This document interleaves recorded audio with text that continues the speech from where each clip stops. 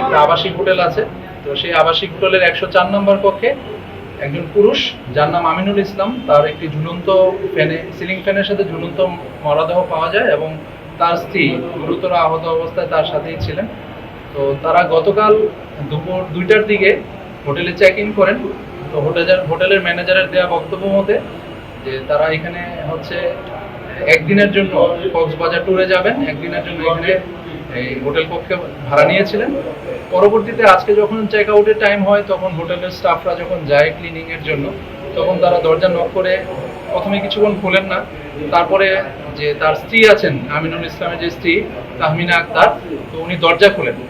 তো দরজা খোলার পর যেটা হয়, তো তারা ভিতরে অবস্থা দেখেন যে ঝুলন্ত অবস্থায় লোকটি আছেন এবং তার স্ত্রী গুরুতর আহত অবস্থায় আছেন।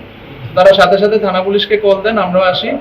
এসে আমরা হচ্ছে যে তার স্ত্রী ছিল গুরুতর অবস্থায়, তাকে আমরা কি করি, হাসপাতালে পাঠাই, মিরসরাই উপজেলা স্বাস্থ্য কমপ্লেক্সে পাঠাই এবং এখানে আমরা বাকি কার্যক্রম সম্পন্ন করি। তো আমাদের যেটা ধারণা, তাদের মধ্যে কোনো একটা পারিবারিক কলহ ছিল। প্রাথমিকভাবে আমাদের অনুসন্ধানে এটাই ধারণা করছি। তাদের একটা 10 মাস বয়সী একটা ফুটফুটে সন্তান আছে। সন্তানটা আল্লাহর রহমতে অক্ষত অবস্থায় আছে, সুস্থ অবস্থায় আছে। আমরা যাচাই বাছাই করে অভিভাবকের কাছে সন্তানটাকে জিম্মায় দিয়ে দিব।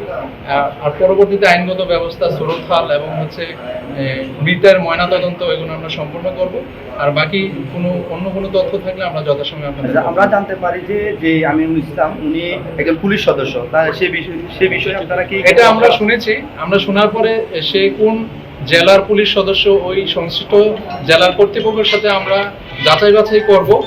তার সার্ভিস আইডি, তার হচ্ছে রেকর্ড, সমস্ত কিছু যাচাই করে তখন আমরা যখন নিশ্চিত হব আমরা আপনাদেরকে জানিয়ে দেবো।